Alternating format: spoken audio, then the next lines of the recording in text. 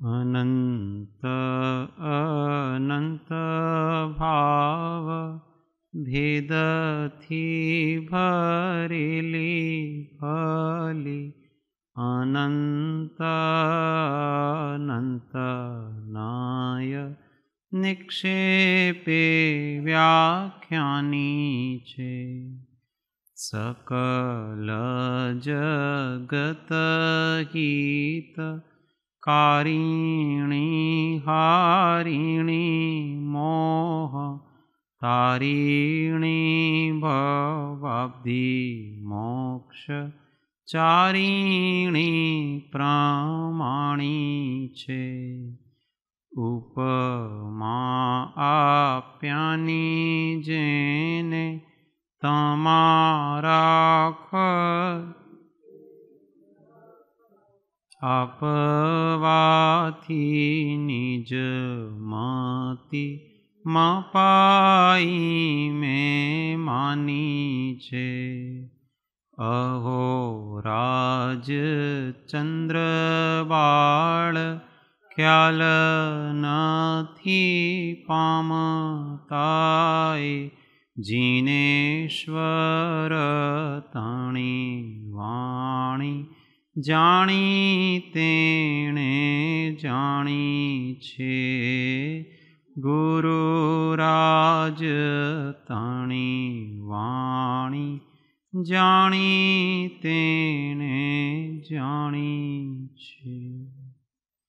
मोक्षमार्गस्य नेतारं भेतारं कर्मभूभृतां ज्ञातारं विश्वतत्त्वानां वन्दे तद्गुणलब्धये वन्दे तद्गुणलब्धये। ओ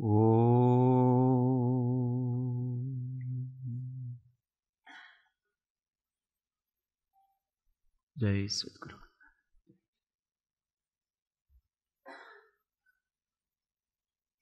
तत्व विचारणा में श्री तत्वार्थ प्रबोधिनी अध्याय 1 पृष्ठ संख्या हिंदी में 5 मंगलाचरण का विवेचन चल रहा है। गुजराती में पृष्ठ संख्या कितलो 5 ज।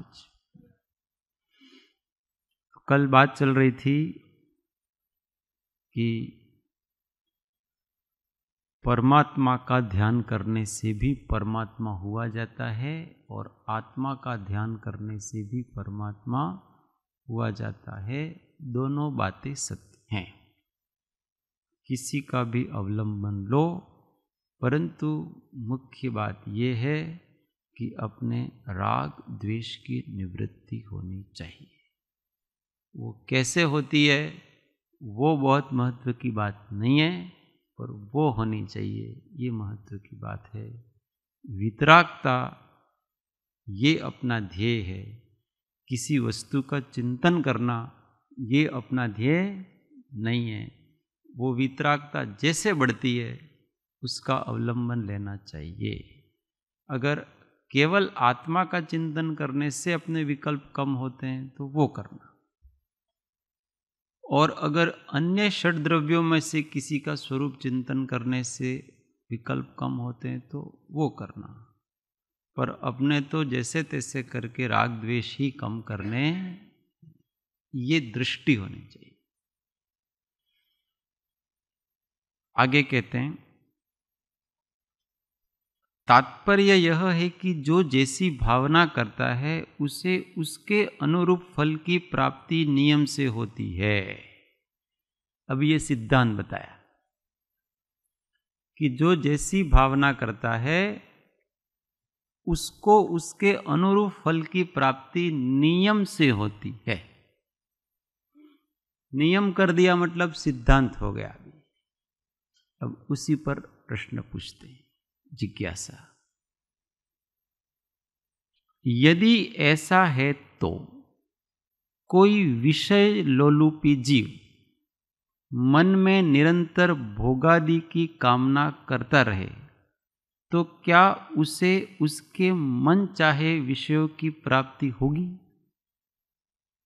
अभी क्या कहा था कि जो जैसी भावना करता है वैसी उसके फल की प्राप्ति होगी। अब ये प्रश्न है कि कोई विषय लोलुपी संसारी जीव, मोही जीव विषयों भोग की कामना करता रहे तो क्या उसको विषय भोग मिलेंगे? क्योंकि यहाँ तो नियम किया आगे तो कि जो जैसी भावना करता है वैसा उसको मिलेगा।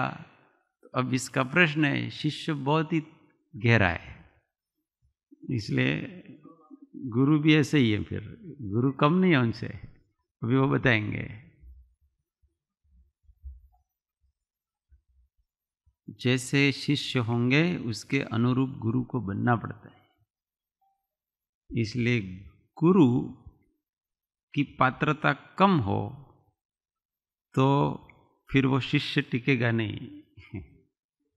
हाँ, बढ़कर होना चाहिए। समाधान, भाव के अनुरूप फल की प्राप्ति मात्र भाव पर नहीं अपितु भाव की पवित्रता पर आधारित है। अभी देखो बात की कि भाव के अनुरूप फल की प्राप्ति मात्र भाव पर नहीं, आगे वो भी बताएंगे कि जो जैसा भाव किया ऐसा फल भी मिलेगा, परंतु उसका अच्छा फल चाहिए, आपको सुफल चाहिए, तो वो तो आपके पवित्रता पर आधारित है, भाव पर आधारित नहीं है। भावना या इच्छा में जितनी पवित्रता अर्थात लौकिक वासना की कमी होगी उतना ही उस भाव का उत्कृष्ट फल मिलता है। कोई भी भाव करो तो उसको उसके फल की प्राप्ति उसकी पवित्रता पर आधारित है। चाहे वो अच्छी वस्तु की भावना करो अथवा वो बुरी वस्तु की भावना करो, चाहे आप लौकिक फल की इच्छा है अथवा पारमार्थिक फल की इच्छा है, पर उसमें जितनी निस्पृहता होगी उतना वो फल मिलेगा उसका, उस भाव का। इष्ट वस्तु की प्राप्ति मात्र इच्छा से न होकर पुण्य बल की अपेक्षा रखती है। कोई भी इष्ट वस्तु की प्राप्ति हो तो वो मात्र इच्छा करने से नहीं होती है, उसके अनुरूप अपने पास इतना पुण्य बल भी होना चाहिए। पुण्य से इच्छित वस्तु प्राप्त होती है, इच्छा करने से इच्छित वस्तु प्राप्त होती नहीं। और पुण्य का अनुबंध निस्वार्थ भाव से किए गए भावों पर आधार रखता है। पुण्य का बंध कैसे होगा? को आप निष्काम भाव से जो करते हो उससे अधिक अधिक पुण्य बनता है। कामना रख करके पुण्य करते हो तो फल कम मिलेगा। उसमें जितनी विशुद्धि है उतना ही पुण्य है, उसमें जितनी अशुद्धि है उतना तो पाप है। और कामना तो अपने आप में एक अशुद्धि है, उससे विशुद्धि का फल नहीं मिल सकता है। विशुद्धि का फल तो निस्वार्थता से मिलता है। भोगादि की कामना में लौकिक वासना है, अतः उससे मात्र पाप का अनुबंध होता है। मिलेगा सही, जैसी भावना करते हैं वैसा फल मिलेगा, पर भावना के अनुरूप ही मिलेगा। अगर आपकी वासना है तो वासना का फल क्या है? पाप। लौकिक वासना का फल क्या है? पाप। तो आपको उस रूप ही फल मिलेगा, पाप रूप फल मिलेगा। और अगर आपकी पवित्र कल्याणकारी भावना है तो आपको उस रूप फल मिलेगा। इसलिए भावना का फल मिलता है, ऐसा कहा पहले, नियम किया। पर कोई बुरी भावना करके अच्छे फल की प्राप्ति चाहे वो असंभवित नहीं है। बुरे भाव का फल बुरा, अच्छे भाव का फल अच्छा, और वो उसमें कितनी पवित्रता है उसके ऊपर डिपेंड है। अतः उससे इष्ट वस्तु की प्राप्ति नहीं अपितु वियोग होता है। देखो उल्टा होता है। कोई इच्छा करता है भोगादि की, तो इस इच्छा करने से भोगादि की प्राप्ति नहीं होती है, उल्टा उसका वियोग होता है। देखो ये सिद्धांत समझ में नहीं आते हैं ना, इसलिए लोग उल्टी सीधी कामनाएं करते रहते हैं। मानते हैं, आखड़ियाँ लेते हैं, ये करते हैं वो, पर इससे नहीं होगा। आपके कोई भी लौकिक समस्या है और उस समस्या के लिए आप भगवान से प्रार्थना करते हैं कि मेरा निवारण हो जाए, ये हो जाए, वो हो जाए, वो वासना रख करके करते हैं। और भोग की वासनाएं इसलिए कर रहे हैं। लौकिक इच्छा की पूर्ति किस लिए की जा रही है? कोई रत्नत्रय की आराधना के लिए तो नहीं की जा रही है, भोग के लिए की जा रही है वो तो। और भोग की वासना से पाप बढ़ता है, इसलिए वो भोग मिलेगा नहीं, उल्टा मिलता हो तो भी दूर चला जाएगा आपसे। अगर अपने अंदर पुण्य पहले से है और अगर उससे मिलता हो तो वो भी पुण्य धीमे धीमे अंदर अंदर ही क्षय हो जाएगा, और उल्टा वो मिलेगा नहीं और दूर होता जाएगा। इसलिए संसार की वस्तुओं की वासनाओं को छोड़ें तो संसार की वस्तुएं अपना आप झुकेगी। जो ठोकर मारता है उसके जो भोगों को ठोकर मारता है ना, सारे भोग उसको मिलते हैं। पर जिसके अंदर वासनाएं रहती हैं, जो भोगों के पीछे भागता है, उसके भोग आगे आगे जाते हैं, वो पीछे पीछे रह जाता है। हाँ, प्रश्न। जैसे ऐसी ही इच्छा से तांत्रिक वगैरह लोग देव देवियों की पूजा करके वो प्राप्ति सिद्धि भी करते हैं, तो उसको कैसा गिना जाए? वो सिद्धि उनकी उस क्रियाओं से नहीं हो रही, वो सिद्धि उनके तप त्याग से हो रही है। समझ में आया? और उसके पूर्व के पुण्य का फल संचित है। पूर्व का जो संचित फल है वो, और वर्तमान की उनकी तप त्याग होता है। आपको किसी भी मंत्र की सिद्धि करनी है ना, सबसे पहला नियम ब्रह्मचर्य का पालन, दूसरा नियम भोजन में कंट्रोल। सारी इंद्रियों और मन को कंट्रोल कर रहा है वो, उस तंत्र की सिद्धि करने के लिए। उसके कंट्रोल पावर से उसका पुण्य बढ़ता है, और पूर्व का तो है ही, और इससे उसकी सिद्धि हो जाती है। इसलिए ये नहीं सब, वो तो निदान अंदर अभ्यंतर वासना है, पर वर्तमान उपयोग विशुद्ध है। इसी को अकाम निर्जरा कहते हैं। अकाम निर्जरा में अंदर विषय भोग की वासना तो रहती है, पर वर्तमान में बड़े वासना के लिए छोटी छोटी वासनाओं को रोक रखा है। इसलिए वर्तमान उपयोग विशुद्ध है उसका, इसलिए उसको उतने पुण्य का बंध होता है, और उसके अनुसार उसको फिर अगली गति में भोग आदि भी मिलते हैं, परंतु उससे और अधिक वासनाएं भड़कती हैं, और वो इतना अधिक गृद्धि से उसको भोगेगा कि वो देव बन करके, वासनाएं तो मिलेगी परंतु भोग सामग्री मिलेगी, परंतु बहुत अधिक आसक्ति से भोगने के कारण से सारा पुण्य बल खर्च करके वो एकेंद्रिय में जाता है। ये उसका हाल है। अब आपके प्रश्न का उत्तर ही, आप वाला प्रश्न ही पूछ रहे हैं यहाँ पर, क्योंकि पता है कि अरुण भाई बैठे होंगे, कुछ न कुछ तो पूछेंगे।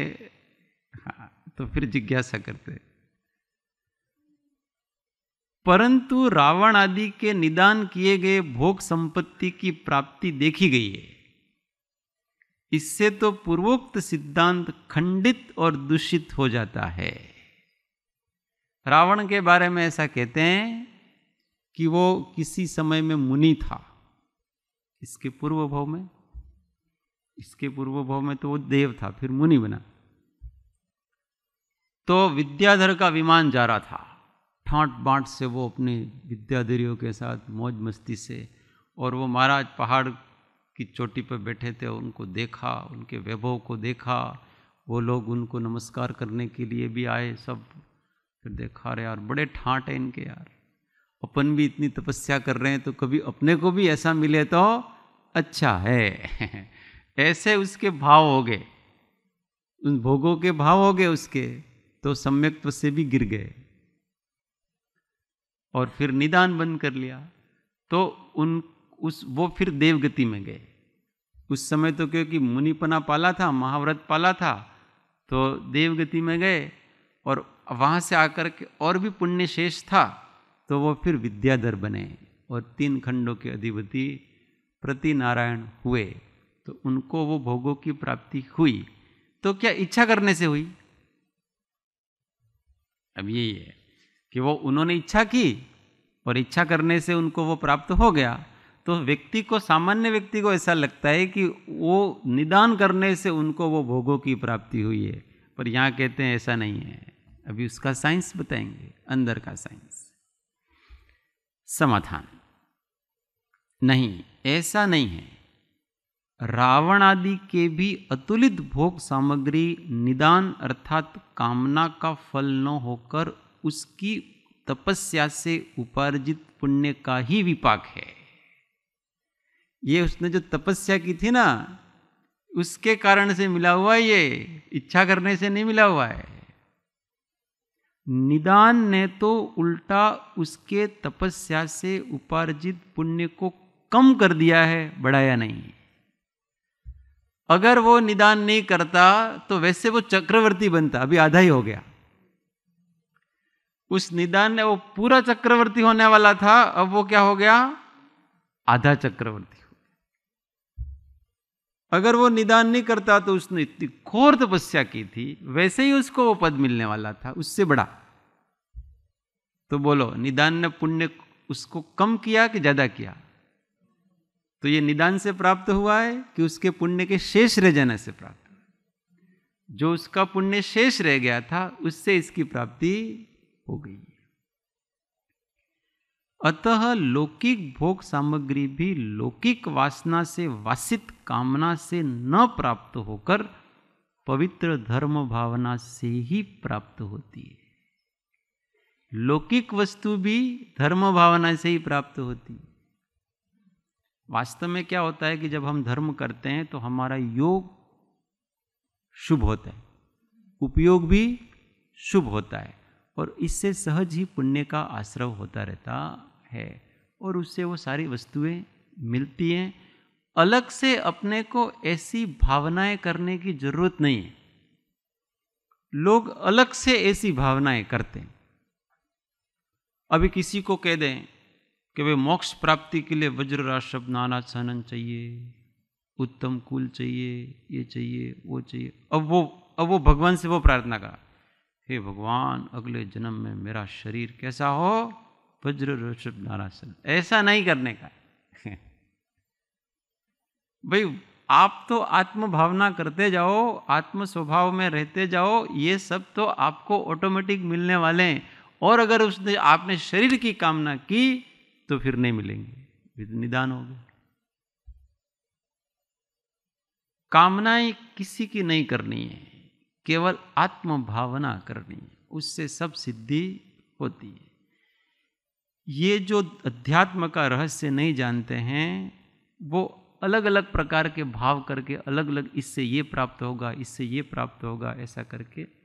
अभी शास्त्रों में तो भगवान ने सब बताया है, ये अनुष्ठान करने से इस पद की प्राप्ति होती है, ऐसा अनुष्ठान करने से इस पद की प्राप्ति होती है। वो इसलिए बताया कि इतना पुण्य है आपका, वो अनुष्ठान से आपके इतना पुण्य होगा, उतने पुण्य का ये फल है, इतने पुण्य का ये फल है। ये सब शास्त्रों में बताया है। पुंडरीक, महापुंडरीक आदि जो अंग बाह्य है, उसमें यही चीज़ें बताई है। देवगति में जाने के लिए कौन से अनुष्ठान करें तो कौन सा देव बनता है, इंद्र कैसे बनते हैं, सामानिक देव कैसे बनते हैं, लोकपालों में उत्पत्ति कैसे होती है, ये सब वस्तु इसमें बताई है अलग अलग प्रकार के अनुष्ठान से। और हम इंद्रों में उत्पत्ति कैसे होती है, ये सारी चीज़ें। पर ये तो उस पुण्य का उन्होंने हिसाब करके बताया कि इतना इतना पुण्य, इस अनुष्ठान को अगर तुम भावपूर्वक करोगे तो इतना तुम्हारे पुण्य बनेगा। रत्नत्रय की अभिवृद्धि होगी, वो अलग चीज़ है, पुण्य बनेगा वो अलग चीज़ है। और उस पुण्य से आप इतने स्वर्ग तक जा सकते हैं, उस स्वर्ग में ये हो सकते हैं, वो ये सब हिसाब किताब करके बताया। भगवान ने ये नहीं कहा कि तुमको ये भावनाएं करनी है। उन्होंने तो केवल विशुद्ध रूप से रत्नत्रय की आराधना करने की आज्ञा की है, और बाकी सब होता जाता है ऑटोमेटिक। अब आगे फिर कहते हैं जिज्ञासा। यदि ऐसा है तो प्रत्येक भाव का फल अवश्य मिलता ही है। इस आगम सिद्धांत का खंडन हो जाएगा, क्योंकि विषयों की इच्छा से विषय प्राप्त नहीं होते हैं, ऐसे आपके पूर्व कथन का आशय है।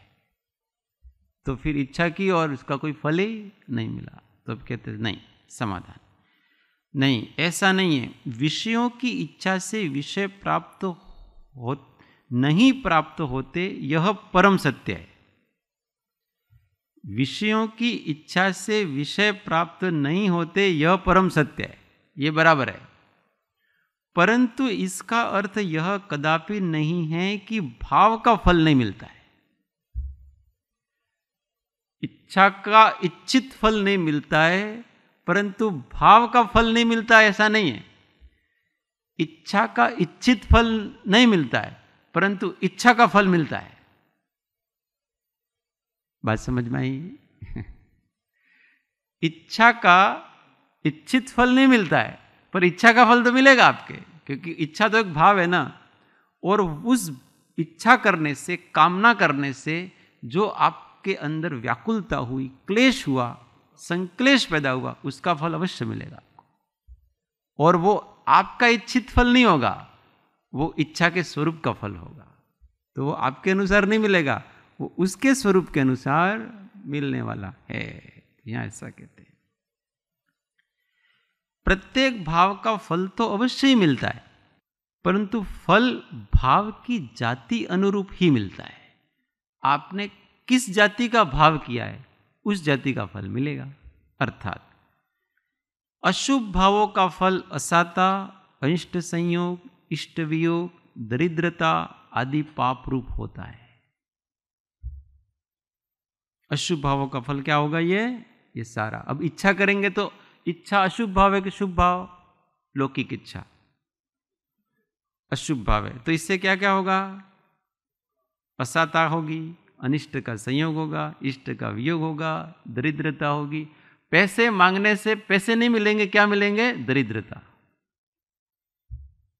उल्टा मामला सब चल रहा है यहां तो। तथा शुभ भावों का फल इष्ट संयोग, अनिष्ट वियोग, साता, धन, वैभव, मान, सम्मान इत्यादि पुण्य रूप होता है। और शुभाशुभ रहित वितराग भावों का फल परमानंद स्वरूप मोक्ष होता है। अब ना तो शुभ अशुभ दोनों भाव नहीं है, तो क्या होगा उसका फल? परमानंद स्वरूप मोक्ष है। विषय भोगों की कामना चूंकि अशुभ भाव है, अतः उनका भी फल तो अवश्य मिलता है, परंतु वह फल साता, इष्ट संयोग आदि पुण्य रूप न होकर असाता, अनिष्ट संयोग, दरिद्रता इत्यादि पाप रूप मिलता है। अतः यह सिद्ध होता है कि विषय भोगों की कामना से विषय सामग्री नहीं मिलती, वरन पवित्र उज्ज्वल भावों से विषय आदि का संयोग स्वतः हो जाता है।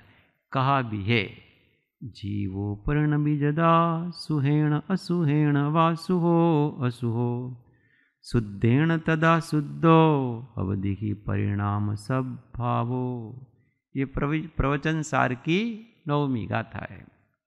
इसका अर्थ ऐसा है, जीव जब शुभ भाव से परिणमन करता है तब स्वयं ही शुभ होता है। वही जब अशुभ भाव से परिणमन करता है तब स्वयं ही अशुभ होता है। और जब वही जीव शुद्ध भाव से परिणमन करता है तब स्वयं शुद्ध होता है, क्योंकि वह परिणमन स्वभाव वाला है। तारी वारे अब अपने को नक्की करना है। अगर अपने को विषय भोग चाहिए तो भी विषय भोग की चाह से विषय भोग नहीं मिलेंगे। उसके लिए भी आपको पुण्य करना पड़ेगा कुछ, और वो भी निस्वार्थ भाव से हो, इच्छा रख करके। लोग क्या है कि फल समझ करके, अब किसी को भगवान की पूजा करने से हो गया, अभी सिद्ध चक्र का अनुष्ठान किया, तो वो किसका, वो कौन सी थी अपने कोड था, मैना सुंदरी। मैना सुंदरी ने सिद्ध चक्र का अनुष्ठान किया, वही था ना। तो श्रीपाल राजा के कोड दूर हो गया, उनके साथ साथ उनके और भी 500 जो भी शिष्य थे अनुयायी, उनका भी कोड दूर हो गया। अब बोलो, लोग सिद्ध चक्र विधान किस लिए करेंगे? उनके कोढ़ मिट गया तो कम से कम हमारा बुखार तो मिटना ही चाहिए। तो भाई उन्होंने कोढ़ मिटाने के लिए सिद्ध चक्र का विधान नहीं किया था। उन्होंने तो अपने परिणामों को संक्लेश परिणाम हो रहे थे बार बार, इसलिए उस संक्लेश परिणामों को मिटाने के लिए विशुद्ध परिणाम करने के लिए किया था। अब उससे कोढ़ उनको मिटना था, मिट गया। परंतु कोई बीमार हो गया और बीमारी मिटाने के लिए सिद्ध चक्र विधान करे, तो बोलो उसकी बीमारी मिटेगी कि नहीं? उसकी बीमारी नहीं मिट सकती। ऐसे समझना चाहिए अपने को। हाँ, ये सब बाय प्रोडक्ट। और ऐसा भी होता है, आपके अगर भीतर पुण्य है तो उस पुण्य की आप इस प्रकार के अनुष्ठान वगैरह से, इस प्रकार की तीव्र भावना आदि से उद्दीर्णा कर सकते हो। कैसे करता है? एक चोर होता है, चोरी करने जाता है, तो अपने तीव्र चोरी की भावना से और अन्य अन्य प्रकार से वो उसके पुण्य की उद्दीर्णा कर देता है, तो उसको सफलता मिल जाती है। क्यों? पूर्व का बाकी है इसलिए। तो इस अनुष्ठानों से क्या होगा कि पुण्य कर्म है वो बाद में उदय में आने वाला था, अभी तो पाप ही चल रहा था, परंतु अपकर्षण किया। किसका अपकर्षण किया? पुण्य का अपकर्षण किया, और फिर उदयावली में लाया तो उदीर्णा कर ली, अब आपको वो हो जाएगा। ऐसा होता है। ये औषधि वगैरह क्या करते हैं? यही करते हैं। अभी तो अपने को बहुत तेज बुखार आ रहा है और आपने पैरासिटामोल ली, उस पैरासिटामोल ने क्या किया? बुखार दूर हो गया। कैसे दूर हो गया? साता कहां से आ गया? अचानक। वो आपके पुण्य की उदीर्णा करने में निमित्त है, तो उसने आपके पुण्य की उदीर्णा करा दी, तो अब आप साता रूप हो गए। परंतु उदीर्णा करा दी, समझना कि आपने इसको खर्च कर दिया है। अब और अधिक ऐसे उदीर्णा करते जाओगे आप, आपका बैलेंस खत्म हो जाएगा। फिर आप 2 पैरासिटामोल लगें तो भी बुखार नहीं जाएगा। समझ में आ रहा है बात? क्योंकि आपने खत्म कर दिया ना सारा आपके पास था वो। ये सारा साइंस है। केवल पाप की उदीर्णा नहीं होती है, पुण्य की भी उदीर्णा होती है। और लोग है वो इस प्रकार से भोग विलास करके पुण्य की उदीर्णा तो कर देते हैं, बाद में खाली हो जाता है। बाद में कोई बात मानता नहीं है, कोई कुछ नहीं। क्यों? आपके पास था, आपने खर्च कर दिया सारा। बैलेंस बैंक में रहने दो, जैसा है वैसा। पुण्य को कभी खर्च मत करो। देखो, विषय भोग हैं, वो धर्म के वृक्ष पर पाप के फल लगते हैं, अरे पुण्य के फल लगते हैं। धर्म के वृक्ष पर पुण्य के फल लगते हैं, पर उस फल का भोग करने से पाप के बीज बोते हैं। समझ में आ रहा है? धर्म अपनों ने किया तो पुण्य के फल लगेंगे, पर उस पुण्य के फल का भोग करेंगे तो क्या होगा? पाप होगा। हाँ, इसलिए हमको भोग करने का अधिकार नहीं है, और करेंगे तो फिर पाप होगा। करें तो भी नैतिक भोग करें तो कम से कम वो बीज, पुण्य के बीज तो रह जाते हैं कम से कम, और वो बीज वापस बोएंगे तो वापस उसके फल मिलेंगे। अनैतिक करेंगे तो खत्म हो जाएंगे। एक प्रश्न, पुण्य की जो उदीर्णा हुई, कुछ तो शुभ भाव रहेगा तो ही पुण्य जैसी उदीर्णा होती है, नहीं तो ऐसे भाव चल रहा है अशुभ का, जैसे चोरी करने गया और चोरी का ही भाव है, अशुभ है पूरा, तो वो पाप भाव में बीच में वो पुण्य की उदीर्णा कैसे हो सकती है? ऐसा हो जाती है तीव्र भावना से, इच्छा से। पुण्य की उदीर्णा करने के लिए पुण्य भाव ही जरूरी नहीं है, उसमें आपकी बलवती इच्छा जरूरी है। वो इच्छा खींच करके लाएगी आपके उस पुण्य को। जैसे हाँ, अभी एक दृष्टांत अच्छे से समझ में आ जाएगा। 4 जनों ने अच्छा काम किया, चारों थे वहां पर, अब अगले दिन उन चारों की अनुमोदना करनी थी। अब क्या हुआ कि उसमें 3 लोगों की प्रशंसा की गई, एक को भूल गए।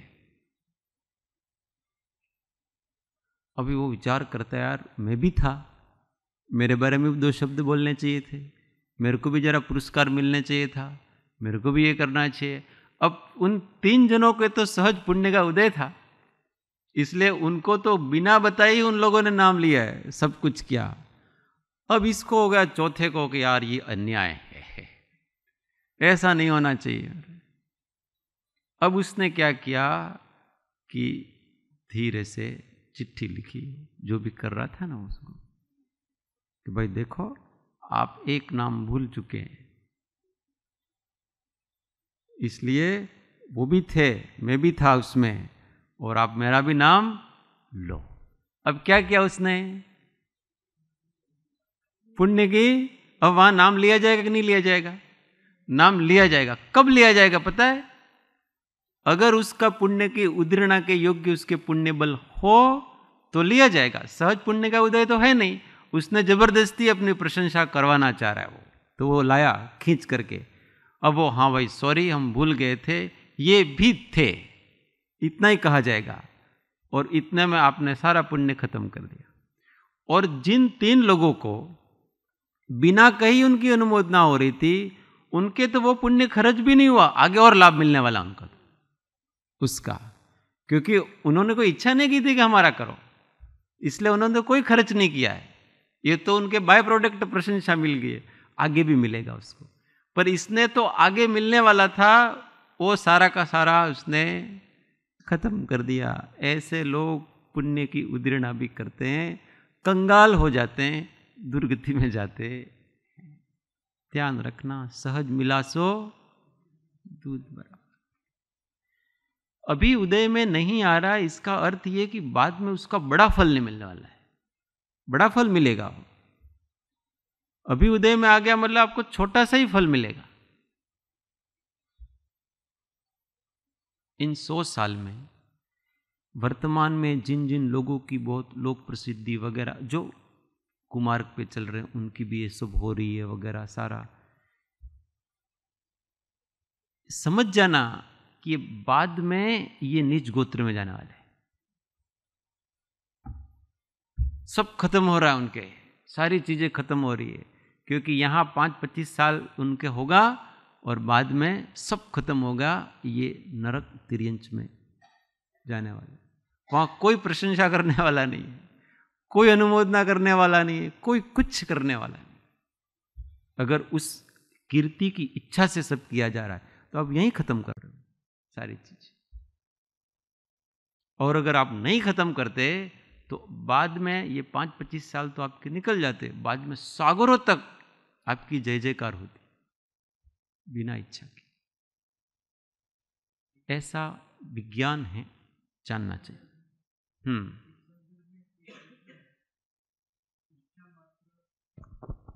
इच्छा मात्र परिग्रह है।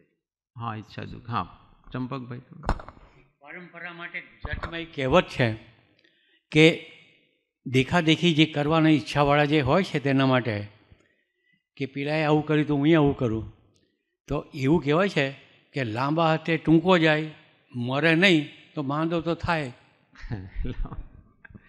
લાંબા હાથે ટૂંકો જાય, મરે નહીં તો માંદો થાય. तो માંदो तो अच्छा है। अपने तो ये समझ करके अपने हमेशा भावों को विशुद्ध रखो, कोई वासना मत रखो।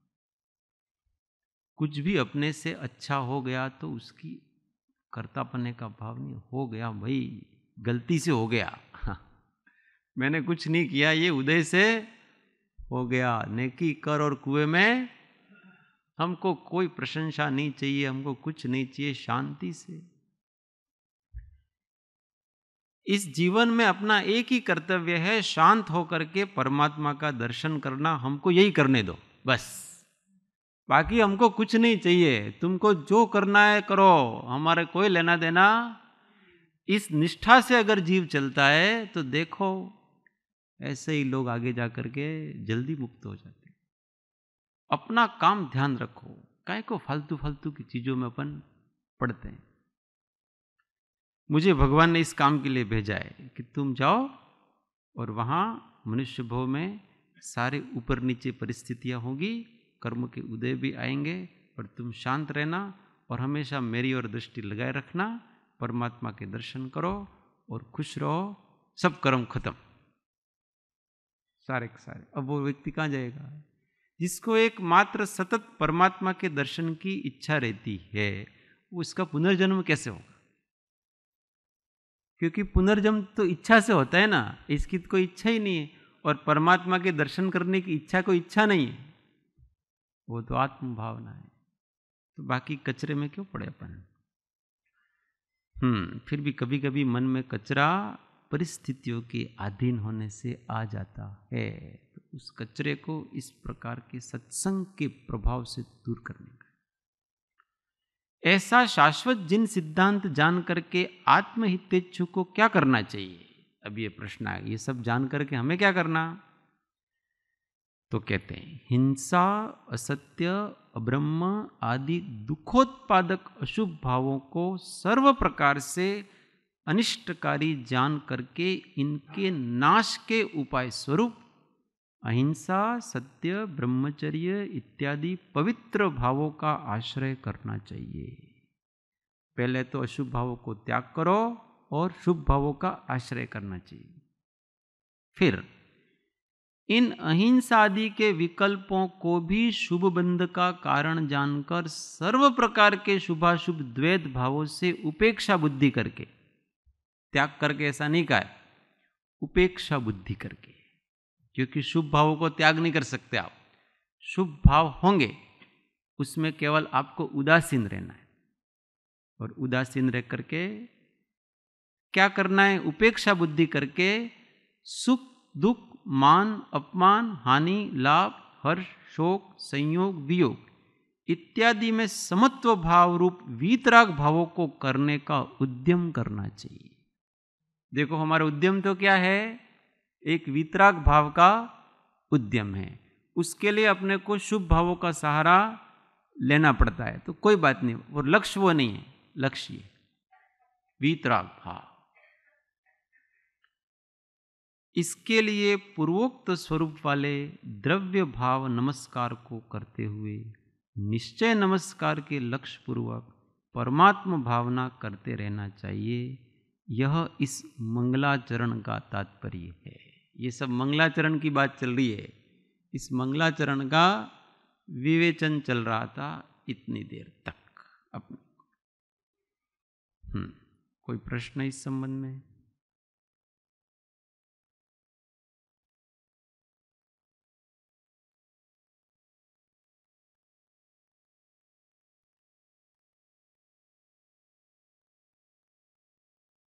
आगे बढ़े। हाँ,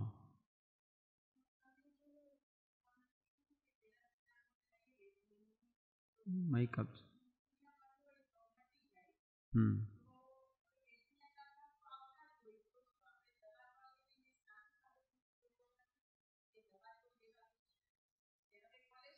हाँ, पहले प्रश्न माइक में पूछो, आप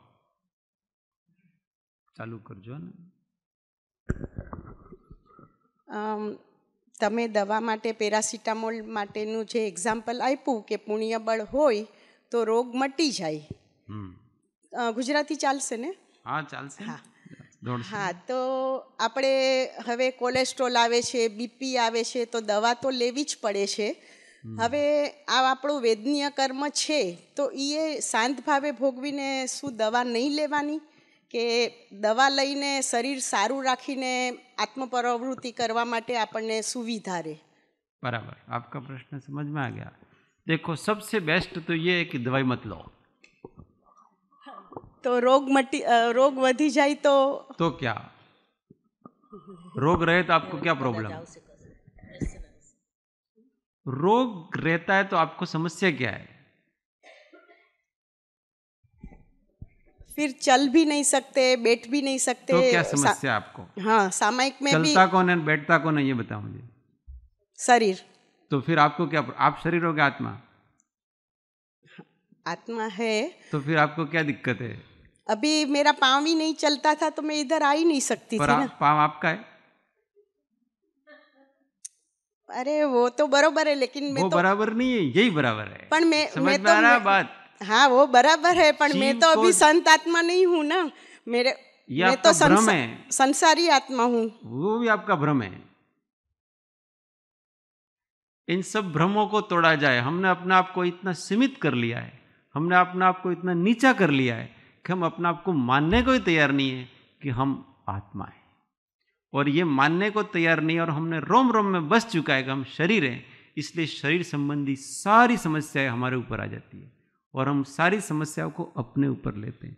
आप सबसे पहले ये भ्रम तोड़ो कि ये हाड़ मांस आप हो। और ये जब तक आप मानते रहोगे ना कि शरीर में हूं, तब तक इससे संबंधित जितने विकार हैं वो आपको परेशान करते रहेंगे। और तब आपको दवाई की भी जरूरत पड़ेगी, आपको सब कुछ जरूरत पड़ेगी। और जिस दिन ये जीव अपने आप को चैतन्य रूप मानने लगता है, उस दिन से उसको इन सब का हेयपना भासित होगा। क्योंकि कर्म है, वो कर्म का उदय जो आया असाता का, वो आपके शरीर को संबंध करके आया है। अब ऐसा है उसमें, अब बैठो, अब मैं थोड़ा आपको थोड़ा शांत करने का प्रयत्न करता हूँ। ये थोड़ा भारी हो गया आपको। ये उत्तर मुनियों को दिया जा रहा है। जब आचार्य ऐसा कहेंगे, आचार्य जब मुनि ऐसा प्रश्न कर, तो मुनि को ये उत्तर दिया जाएगा कि तुमको क्या समस्या हुई, तुम आत्मा हो, चैतन्य तत्व हो, तुमको प्रॉब्लम क्या है, तुम बैठना क्यों चाहते हो, खड़े क्यों होना चाहते हो, चलना क्यों चाहते हो। आत्मा न बैठता है, न खड़ा होता है, न चलता है। आत्मा अपने स्वभाव में रहे, इतना पर्याप्त है। बस इसके लिए रोग दूर करने की कोई जरूरत नहीं है। यही किया सनत कुमार चक्रवर्ती ने, मुनि बन के। उनको समस्या ही नहीं है। वो इंद्रदेव आए, आपको कितने सालों से इतनी बड़ी बीमारी है, 700 सालों कृपया है। तो उनको, मुझे कोई बीमारी नहीं है भाई, आपको लगती है। समस्या आपको है, मुझे कोई समस्या, ज्ञानियों को, मुनियों को कोई समस्या नहीं। हम नीचे के स्तर वाले हैं, हमको सब समस्याएं हैं। जब समस्या है तो सबसे पहला काम तो ये करें कि पहले तो जहां तक हो सके उसको सहन करें। अपनी जितनी शक्ति है उतनी शक्ति लगा करके पहले तो सहन करें। और जब तक तब संक्लेश परिणाम न होने दे, सहनशीलता को बढ़ाया जाए। और फिर ऐसा अपने को लगे कि नहीं यार, अब संक्लेश परिणाम बढ़ रहे हैं, विचलन हो रहा है, आर्त ध्यान हो रहा है, बार बार चित्त उसी तरफ जा रहा है, आकुलता हो रही है, भय हो रहे हैं। ऐसे सब चीज़ें जब होती हैं, दूसरे भी अपने कारण से परेशान हो रहे हैं, तो फिर प्रेम से, कोई शांति से हो, और इस भाव से कि अगर इस रोग को मिटना हो तो मिटेगा, इस दवाई से नहीं मिटेगा। इस प्रकार के अंदर भाव विश्वास रख करके फिर जो भी निरामिष, जिसमें कम से कम हिंसक हो, इस प्रकार की औषधि आदि का सेवन अपने को भगवान का नाम लेकर के करना चाहिए। वो बड़े खेद के साथ करना चाहिए। अपने उसमें अपने को लगना चाहिए कि हम नपुंसक हैं। कौन है? नपुंसक होते हैं ना, समर्थ नहीं होते हैं। उसी प्रकार भी मैं भी कायर हूं, मेरे को दवाई लेनी पड़ती है, ये करना पड़ता है, वो करना पड़ता है। मेरा आत्मबल इतना मजबूत नहीं है, इसलिए भगवान माफ करना मेरे को। ऐसा करके अपने को औषधि का सेवन करना चाहिए। पर कैसी औषधि का सेवन करना चाहिए? जो कम से कम हिंसक हो। कहाँ बनी है, कैसे बनी है, किस प्रकार का है वो। परंतु अपने को तो कोई बीमार पड़े, जेम तेम अमन तो ठीक करो बस। जीव को क्या हो रहा है? बीमारी से ठीक होना चाहिए। आपको जो दवाई करनी हो करो, पूछते ही नहीं अपन कि आप क्या दवाई कर रहे हो, ये कहाँ से बनी हुई है, किस प्रकार से, कुछ नहीं। भले हजारों जीवों को मार करके तैयार कर, कांई वांधो नहीं। અમારે કોઈ આપણે માટે થોડું કરીએ છીએ, बीमारी मटाड़वा માટે કરીએ છીએ। तो बीमारी आपकी, आपको ही दर्द सहन नहीं हो रहा है, आप अपना दर्द मिटाने के लिए बेचारे प्राणियों की हिंसा करके जो दवाई आप तैयार की उसको खाओगे तो वो पाप किसको लगेगा? अपने को ही लगेगा। इसलिए दवाई लेने का निषेध नहीं है, औषधि मुनिजन भी लेते हैं, परंतु खेद पूर्वक होनी चाहिए। जहाँ तक हो सके सहन करो, सहन नहीं होता है तो औषधि लो, औषधि लेकर के फिर अपने को प्रायश्चित आदि भी करना चाहिए, उसका प्रतिक्रमण आदि भी करना चाहिए। ये इस प्रकार से હવે તમને जरा ठीक लगे?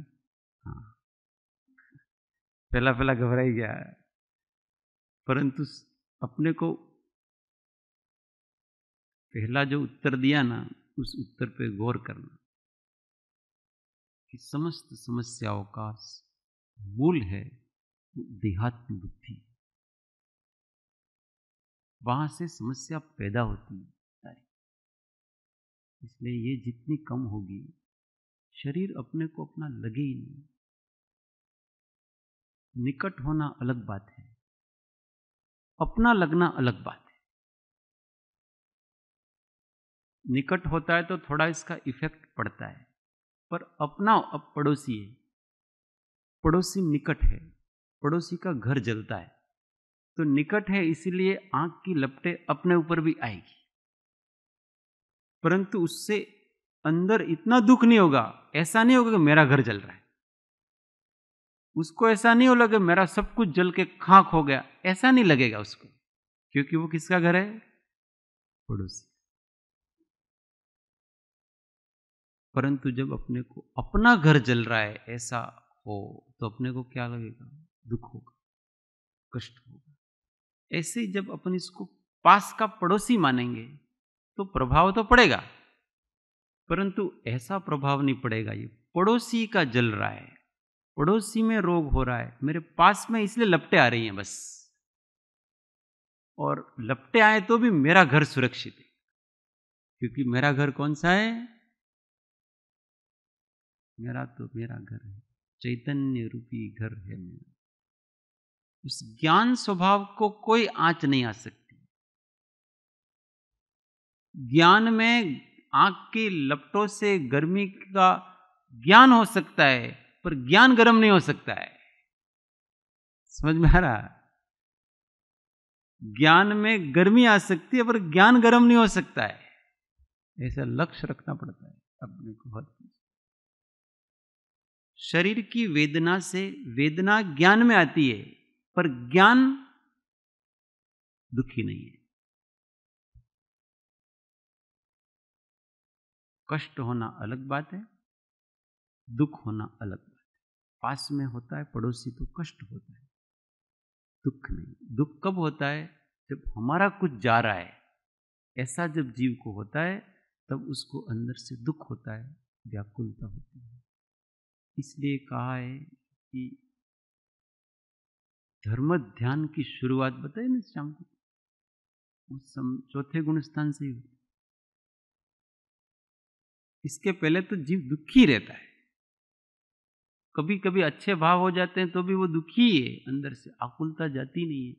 एक भय चला गया दूसरा भय आ जाता है, दूसरे भय जाता है तीसरा भय आ जाता है, ये लोग भय गया तो परलोक आ जाता है, परलोक गया तो वेदना भय आ जाता है, वेदना भय गया तो अगुप्ति आ जाता है, अगुप्ति गया तो अरक्ष आ जाता है, अरक्ष आ जाए तो मृत्यु भय आ जाता है, मृत्यु तो अकस्मात भय तो लगा ही रहता है। क्यों? स्वरूप का निश्चय नहीं। इस शरीर ही मैं हूं ऐसा रोम रोम में हो चुका, इसलिए शरीर की रक्षा के ही सारे प्रयत्न किए। शरीर चलता है तो मैं चलता हूं, शरीर बैठता है तो मैं बैठता हूं, ये दो हाथ मेरे हैं, ये दो पैर मेरे हैं, ये सिर मेरा है, ये बाल मेरे हैं, ये कपड़े मेरे हैं, मेरे हैं। कहाँ से मेरे हैं? सोचें, हम थोड़ा सा विचार करें। सर्व दुख અને સર્વ ક્લેશથી મુક્ત થવાનો ઉપાય એક आत्मज्ञान છે। इसके बिना सब विडंबना ही। હું છું આત્મા સંપરમાત્મા, હું છું આત્મા સંપરમાત્મા, હું તો આનંદનું આનંદનું આનંદનું ધામ, હું તો આનંદનું આનંદનું, હું તો આનંદનું આનંદનું આનંદનું ધામ, હું તો આનંદનું આનંદનું, હું છું આત્મા સંપરમાત્મા, હું છું આત્મા દેહ મારો નહીં, હું પણ દેહનો નહીં, દેહ મારો નહીં, હું પણ અશરીરી આનંદ ઘન આત્મા, અશરીરી આનંદ ઘન આત્મા, અશરીરી આનંદ ઘન આત્મા, અશરીરી આનંદ ઘન, હું છું આત્મા સંપરમાત્મા, હું છું આત્મા સંપરમાત્મા, હું છું આત્મા સંપરમાત્મા, હું છું આત્મા. બોલો મહાવીર સ્વામી पंच परमेष्टि परम कृपालु सद्गुरु सब संतन की जय, शुद्ध आत्मदेव की जय. ओ